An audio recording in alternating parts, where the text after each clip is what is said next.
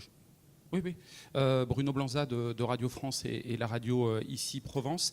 Je voulais tout simplement vous entendre de nouveau sur ce que vous pouvez réellement apporter à l'OM. Vous l'avez évoqué lors de votre présentation, mais concrètement, les supporters attendent aussi forcément des résultats sur le terrain.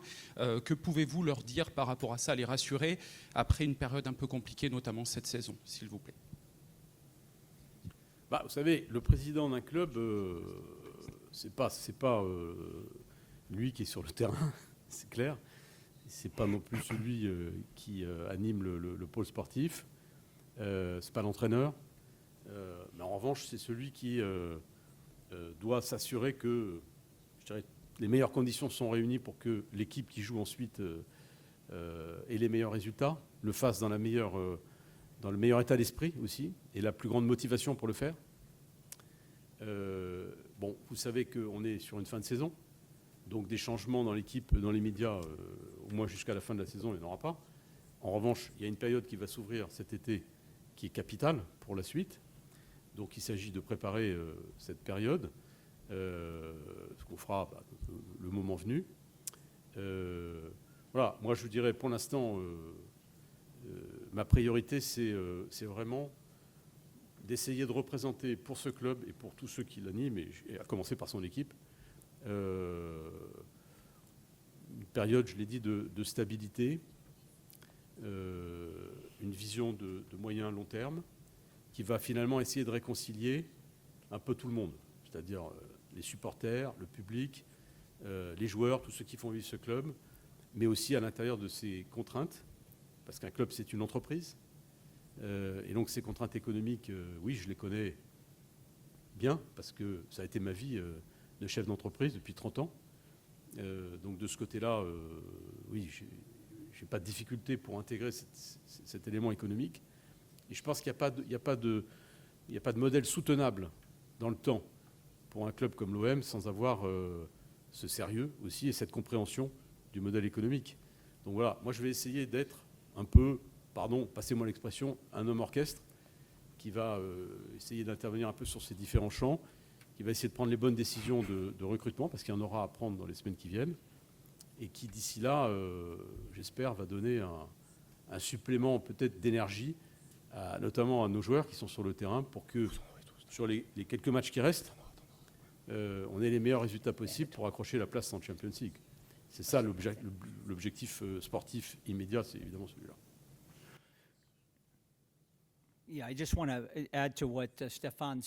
Je voudrais juste ajouter quelque chose par rapport à cette question.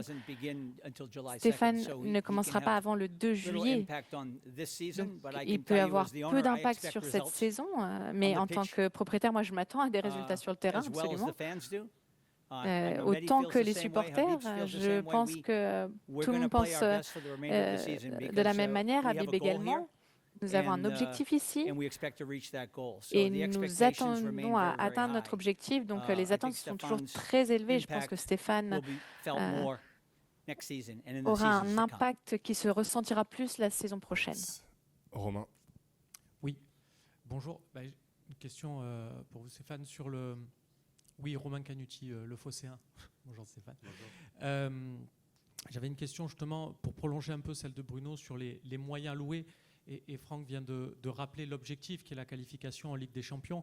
Ces dernières saisons, on a eu un recrutement à l'Olympique de Marseille ambitieux. Ça a porté ses fruits, ça n'a pas porté ses fruits, mais sur le plan financier, on a mis les moyens d'aller chercher des objectifs élevés. Est-ce que ça sera toujours le cas avec la qualification en Ligue des Champions, ou il va falloir rentrer dans une nouvelle ère? On a parlé de croisement, où il va falloir peut-être être un peu plus malin, mais avec moins de moyens. Bon, je ne dirais pas qu'on n'a pas été malin jusque-là, parce que ça serait pas gentil pour tous ceux qui ont mené ce club jusqu'à maintenant, et je ne crois pas que ce soit le cas. Je pense que l'ambition, elle est claire, elle reste, elle est réaffirmée.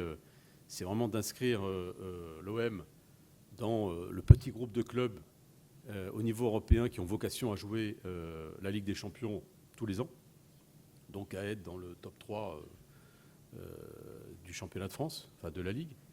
Ça, je pense que ça a toujours été un peu l'ambition et elle est clairement réaffirmée. Voilà. Après, ne préjugeons pas de ce qui va se passer maintenant. Je vous l'ai dit, la période de l'été, évidemment, est cruciale et je pense qu'il est beaucoup trop tôt pour parler de ça. Mais ce n'est pas seulement une question de moyens non plus. Vous voyez, on voit, je ne veux pas faire du commentaire sportif, mais on voit beaucoup de clubs, y compris en Europe, qui, à certains moments, ont mis des moyens colossaux, puis finalement ont des résultats décevants. Je disais ce qui se passe à Liverpool, où ils ont dépensé 480 millions l'année dernière. Tout ça pour se retrouver aujourd'hui, bon, je ne dirais pas en situation d'échec, il ne faut pas exagérer, mais en tout cas, il y a beaucoup de déceptions. Donc, le foot, ce n'est pas qu'une question d'argent, c'est clair, sinon ça se saurait. Ce n'est pas qu'une question de moyens. Alors, vous dites malin, oui, bien sûr. Il faut recomposer un collectif à partir de ressources qu'on a aujourd'hui, à partir d'autres qui seront identifiées, pour faire une équipe qui marche. Je crois que c'est ça le but. Michel. Bonjour, Michel Garossio, Journal de la Marseillaise. Comment vous envisagez la suite? On a entendu que vous, M. Franck Marcourt, vous cherchiez à ouvrir le capital du club. Comment vous comptez attirer justement des investisseurs qui vont venir vous aider dans cette quête de stabilité qui semble ces derniers temps assez impossible? Et pour M. Richard, comment vous vous apprêtez à entrer en fonction d'un... Pape Diouf disait qu'il y avait la malédiction du fauteuil de président. Est-ce que vous avez un gris-gris pour éviter cette malédiction? Frank? Yeah, so I'm not sure I understand the question. Alors, je ne suis pas sûr d'avoir bien compris la question. L'OM est un des clubs les plus forts, les plus stables au niveau financier en Europe. Nous n'avons pas une grosse dette, nous n'avons pas ce genre de problèmes et les problèmes qu'on lit très souvent par rapport au club. Donc, comme je l'ai dit par le passé, nous sommes ouverts à un partenaire stratégique qui pourrait nous aider à atteindre le niveau tout le monde rêve pour atteindre nos objectifs et avoir les mêmes ambitions, mais ce n'est pas le sujet aujourd'hui. Aujourd'hui, on présente le nouveau président, donc il n'y a rien d'autre, rien de nouveau à ajouter à ce sujet. L'idée d'avoir de nouveaux partenaires en dehors de ce que j'ai déjà dit à plusieurs reprises par le passé. Bon, sur la malédiction du président, j'ai pas de gris-gris pour m'en protéger, mais mon état d'esprit, moi, c'est que d'abord, j'ai un peu de bouteille, ça n'a échappé à personne. Donc, si je viens ici, c'est vraiment avec cet esprit de m'y consacrer complètement à cette mission. C'est pas pour faire une carrière. Bon, une grande partie de ma carrière est plutôt derrière moi. C'est avec cet esprit de service, voilà, qui est le mien. Et puis, je pense que le meilleur gris-gris, c'est l'expérience, justement. C'est le fait d'avoir vécu déjà dans ma vie beaucoup de situations de crise, beaucoup de situations compliquées. Je ne vais pas ici vous en faire le récit, mais voilà, ça durcit peut-être un peu le cuir, ça permet d'avoir une meilleure résistance au stress. Et voilà, donc moi je viens tel que je suis. Je suis un homme d'engagement, donc ce que je ferai ici, je le ferai à 100%. Je donnerai le meilleur de moi-même. Et j'espère que les résultats, évidemment, seront au rendez-vous.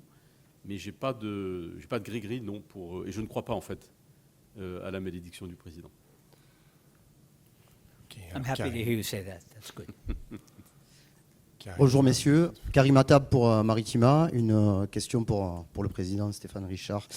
Félicitations déjà. Et je voulais savoir quelle importance vous apportez à votre connaissance de Marseille, du milieu marseillais autour de l'Olympique de Marseille. Et si je peux poursuivre, est-ce que vous serez un président dans l'esprit plutôt institutionnel ou vous serez pleinement intégré aussi aux sportifs?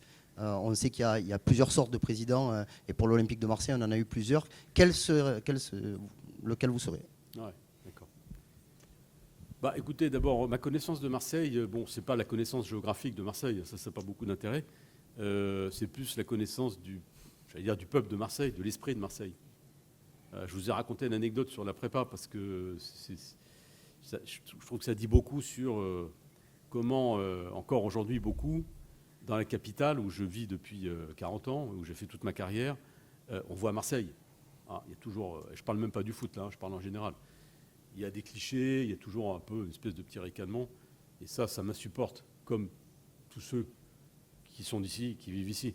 Et donc cet esprit marseillais, je pense que je le connais parce que je l'ai un peu, moi, et puis parce que j'ai passé beaucoup d'années. Et je pense que c'est important aussi pour comprendre ce club, comprendre tous ceux qui sont autour de ce club, qui vivent leur passion pour ce club. Je ne suis pas un étranger qui débarque à Marseille et qui découvre l'OM avec tout ce que ça véhicule, je dirais. Voilà. Ça, je pense que c'est une chose très importante.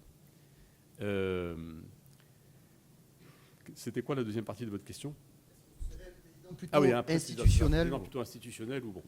Écoutez, moi, j'ai pas un tempérament institutionnel. C'est-à-dire que dans tout ce que j'ai fait dans ma vie jusqu'à maintenant, quand j'ai pris une responsabilité, j'ai eu à cœur de l'assumer complètement.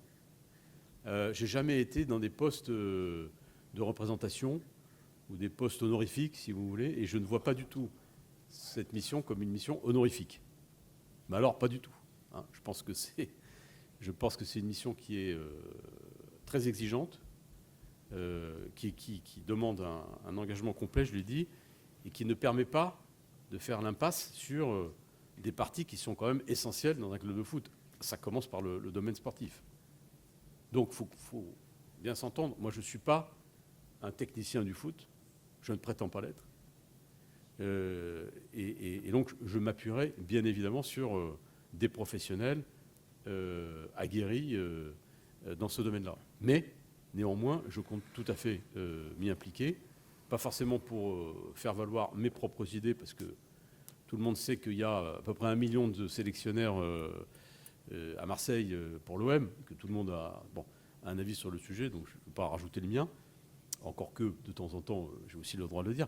Mais non, mais ce que je veux dire, c'est que bien sûr que je compte m'investir dans tous les domaines de la gestion du club, et bien évidemment aussi le domaine sportif.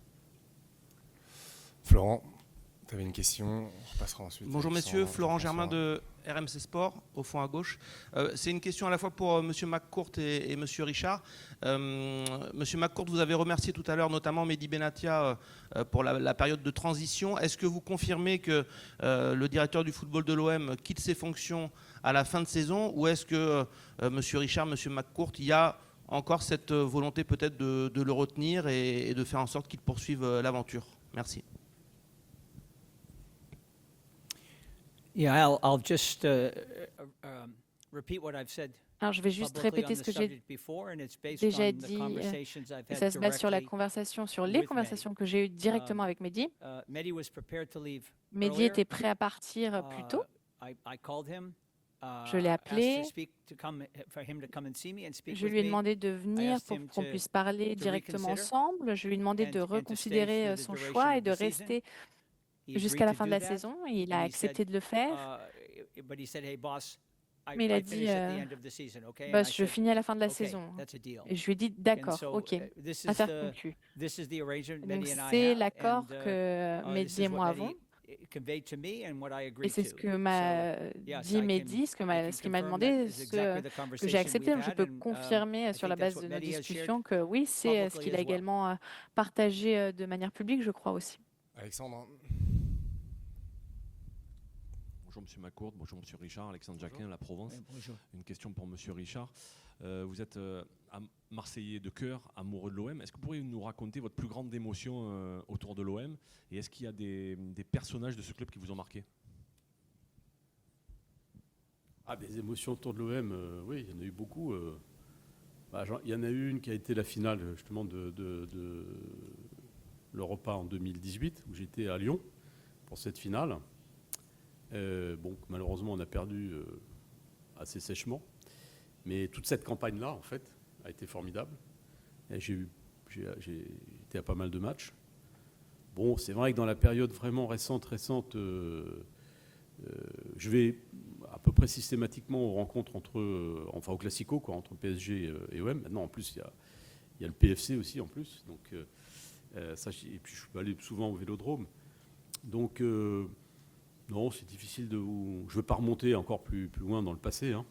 Mais d'abord, j'adore ce stade, j'adore y venir, j'adore l'ambiance qu'il y a. Et bon, c'est sûr que chaque fois qu'il y a une victoire, spécialement quand c'est une victoire un peu symbolique, bon, dernière victoire contre le PSG, typiquement, ou pas le dernier match, celui d'avant, ou même des victoires pas forcément exceptionnelles, hein, mais c'est l'ambiance de ce stade est quand même quelque chose de merveilleux. Donc j'ai beaucoup de, je dirais, de bons souvenirs, pas que des bons évidemment, parce que malheureusement, pas eu que des occasions de se réjouir ces derniers temps. Voilà ce que je peux vous dire sur ce sujet de mes souvenirs à l'OM. Jean-François. Bonjour messieurs, Jean-François Pérez, JDD. J'ai une question pour chacun. D'abord pour Franck McCourt. Maintenant qu'on a Stéphane Richard à côté de nous, est-ce qu'on peut lever peut-être un petit peu le voile sur tout ce qui s'est passé ces derniers jours? Est-ce que vous avez été très vite en contact? Avez-vous reçu beaucoup de candidatures? Et vous êtes-vous très vite fixé sur le profil de Stéphane, ou est-ce qu'il y a eu quelques doutes, quelques réflexions à ce sujet? Et puis une question pour vous, monsieur Richard. Vous avez évidemment dirigé de très grandes entreprises. Est-ce que vous considérez qu'un club de football est une grande entreprise et doit être dirigé comme tel, ou un club de football a-t-il des spécificités qui va nécessiter un organigramme peut-être un petit peu différent? Merci messieurs.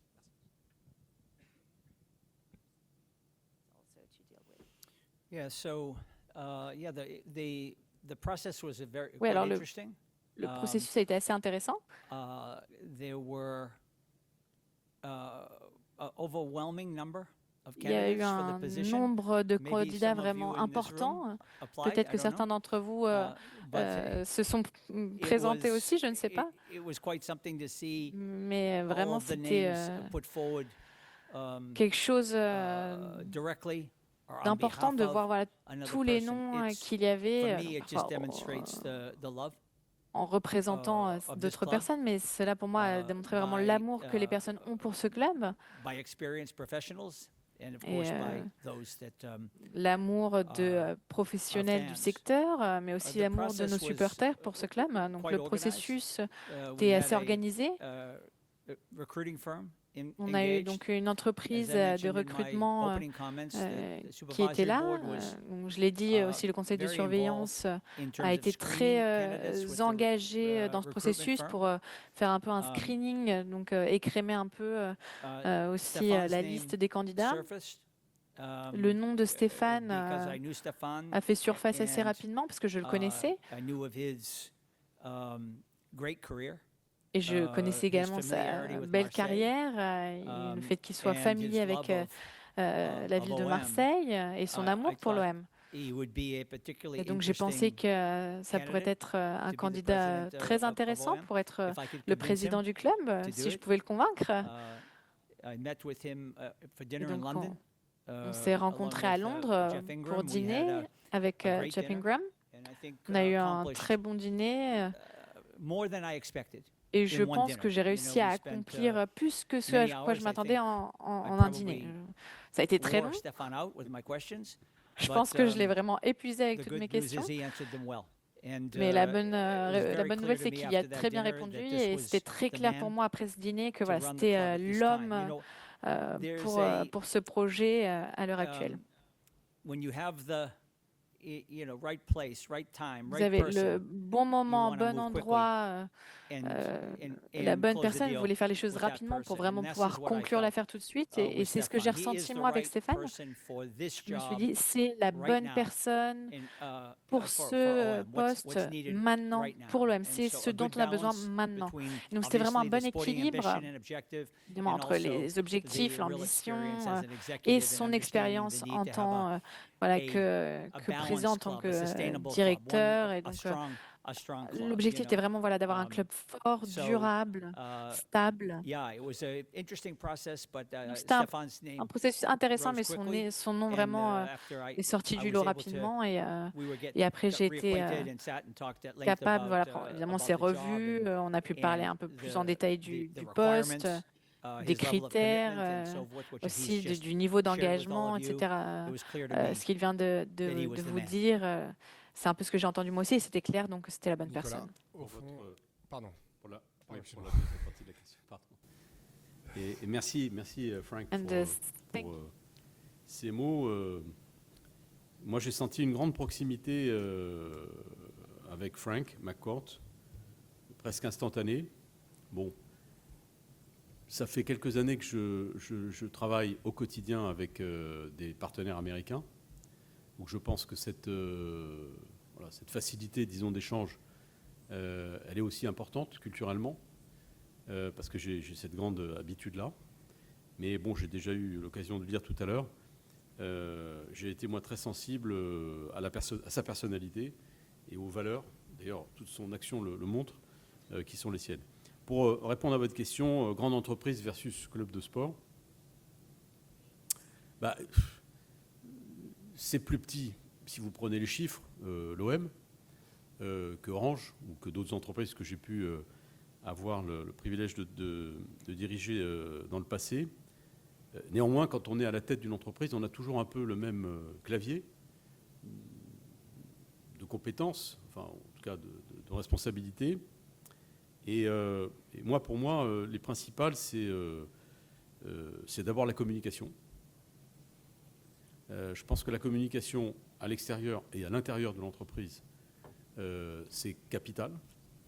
La capacité à communiquer, à transmettre des messages, à écouter, à entendre aussi. C'est le recrutement, la capacité effectivement à s'entourer des bonnes personnes. Parce que ce soit dans un groupe de 50 milliards de chiffre d'affaires, ce qui était le cas chez Orange, ou dans une entreprise comme l'OM, c'est toujours la réussite d'une équipe et d'un collectif.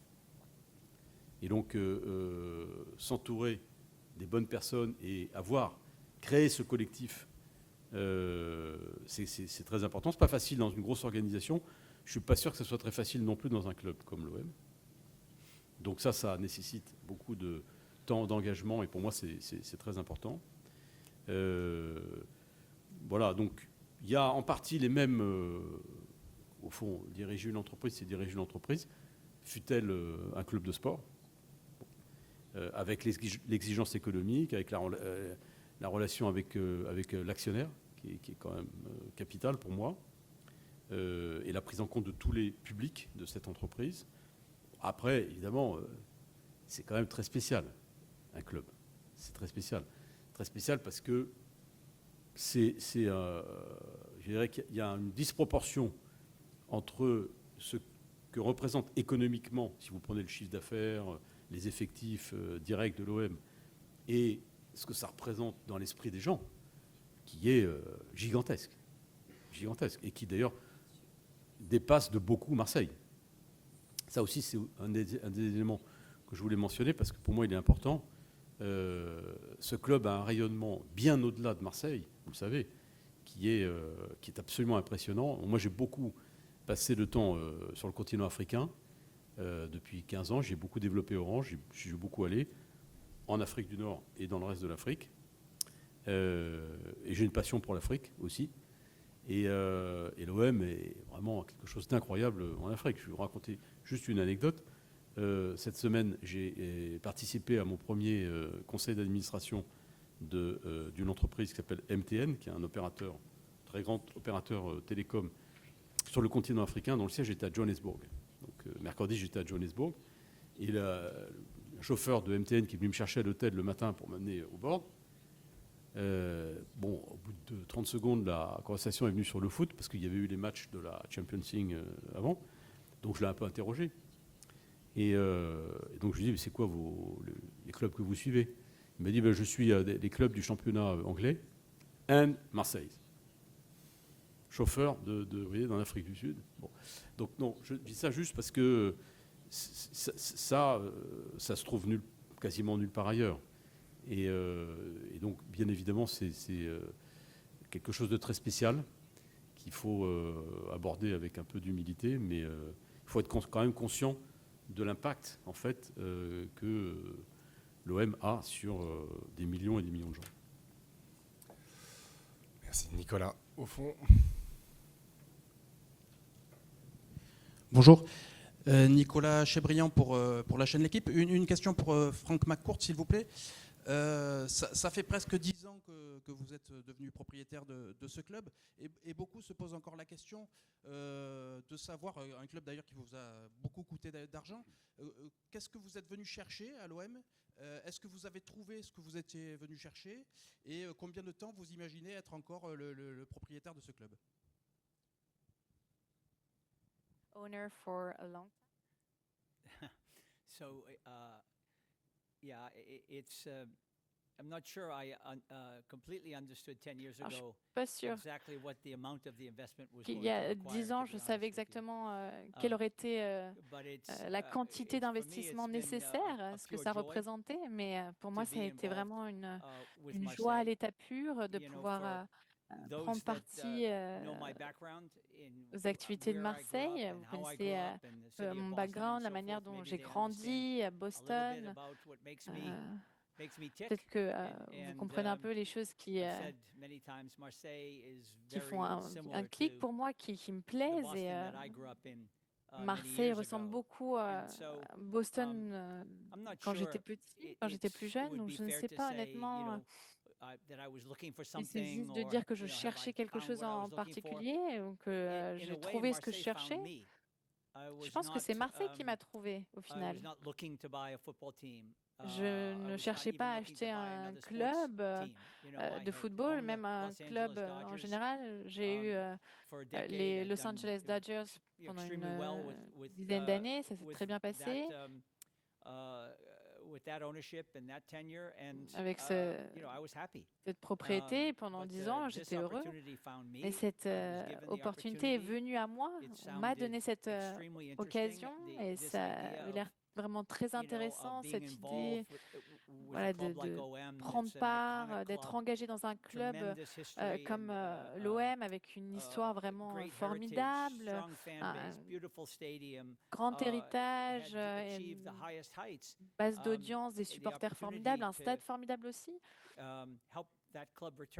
Et donc l'opportunité de pouvoir aider le club à retourner à son niveau, je pense que c'est quelque chose que peu de personnes peuvent avoir. Peu de gens ont cette fortune, cette ambition peut-être. Donc quand Margherita m'a contacté pour pouvoir acheter le club, c'est quelque chose qui m'a donné vraiment un coup d'humilité, c'est quelque chose qui m'a beaucoup plu.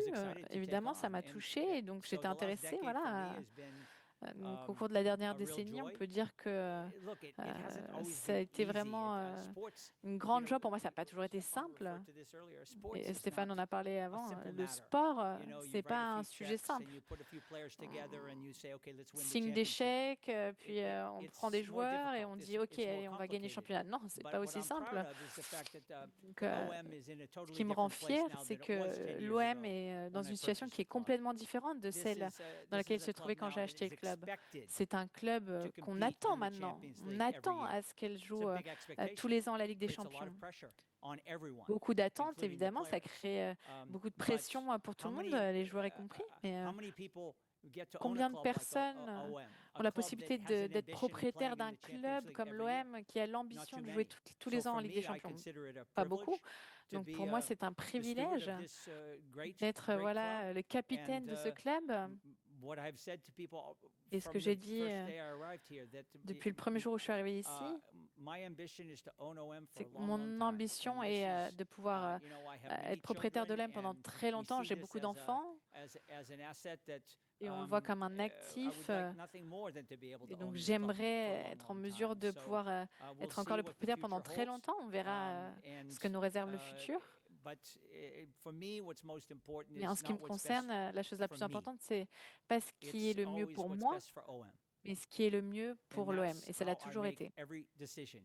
Et c'est de cette manière que je prends mes décisions. Qu'est-ce qui est le mieux pour ce club? Quelle est la meilleure décision possible pour ce club pendant ma propriété? We'll just take three. Tu en avais une, Xavier, et puis Mathieu. Je ne sais pas si tu as... Non, c'est bon. Deux dernières questions. Oui, bonjour, Stanislas Touchot de l'AFP. Deux questions en une. La plus spécifique qui concerne le contrat de naming et qui rejoint votre passé de dirigeant chez Orange. Le contrat de naming se termine cet été. Est-ce que votre présence, même si vous n'êtes plus un dirigeant d'Orange depuis quelques années, pensez qu'il y aura peut-être une prolongation avec Orange ou est-ce qu'il y a d'autres options? Et de façon plus générale, la DNCG a publié cette semaine des chiffres qui ne sont pas bons, qui sont parmi les plus mauvais depuis que vous êtes arrivé, Monsieur McCourt. Vous avez parlé de la Ligue des Champions, vous avez parlé des droits télé, bien sûr. Quels sont vos leviers pour essayer d'améliorer ces chiffres économiques? Merci.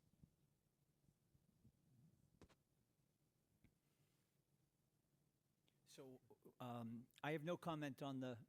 je n'ai pas de commentaire par rapport au naming du stade, aux droits de propriété. Peut-être que Stéphane va annoncer grande nouvelle à ce sujet, mais aujourd'hui je ne pense pas. Et en ce qui concerne les chiffres,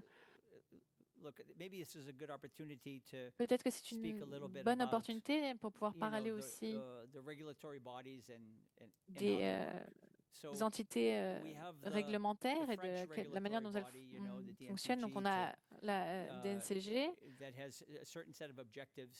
qui a des objectifs pour s'assurer que le club a bons capitaux, qui peut jouer toutes les saisons. Donc pour la DNCG,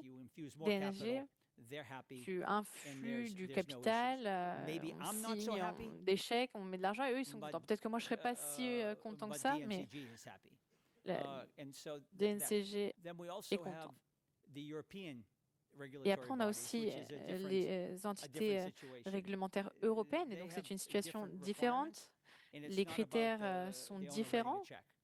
Donc là, le propriétaire ne peut pas signer des chèques, donner de l'argent, mettre de l'argent. On ne permet pas aux propriétaires de dépenser trop d'argent. Et donc, en ce qui me concerne, on a essayé d'expliquer un peu à ces autorités le panorama des médias en France, le manque de visibilité. C'est vraiment quelque chose qui pèse pour tous les clubs, pas seulement l'OM, ou du moins la plupart des clubs dans le championnat français.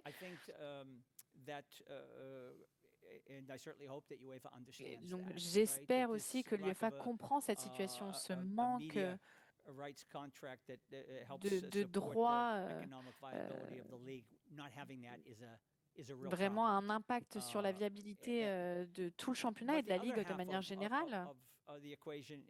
Mais de l'autre côté, dans cette équation, nous avons aussi la réglementation européenne qui nous dit qu'on doit faire un meilleur travail à l'OM au niveau de la gestion du club. Comme Stéphane l'a dit juste avant, il ne s'agit pas de dépenser de l'argent uniquement, ça ne garantit pas les résultats. Ça ne veut pas dire que vous atteindrez vos objectifs sportifs. On peut faire mieux. On doit faire mieux. Une partie des raisons pour lesquelles Stéphane est ici aussi avec nous maintenant, c'est qu'en mesure, on le sait, de gérer différents objectifs en même temps pour une entreprise. Et donc, je m'appuierai sur lui pour faire cela. Donc, comment on peut atteindre nos objectifs sportifs et en même temps être plus responsable de manière, du point de vue financier, c'est quelque chose qui est important. Sur le naming... Moi, j'étais heureux de signer en 2016 le naming du Vélodrome, même si je ne me faisais pas beaucoup d'illusions sur le fait que ça continuerait d'être le Vélodrome avant d'être l'Orange Vélodrome. Mais bon, je pense que ça a été une belle opération. On a beaucoup vu cette identité d'Orange pendant ces années-là. Ça se termine à la fin de l'année. Je n'ai pas personnellement d'informations, de connaissances sur ce que la direction actuelle d'Orange compte faire. Donc je n'ai pas d'annonce à faire. Si jamais Orange souhaite arrêter ce contrat de naming, eh bien, il nous appartiendra de trouver un autre partenaire et de mettre un nouveau nom sur le Vélodrome. Merci. Alors une dernière question pour Xavier, et puis on prendra le temps ensuite de refaire une petite série de photos avant de conclure. Oui, bonjour, Xavier Condamine, le Dauphiné libéré et le Parisien aujourd'hui en France. J'ai deux questions pour vous, Monsieur Richard, par rapport à ce que vous avez évoqué.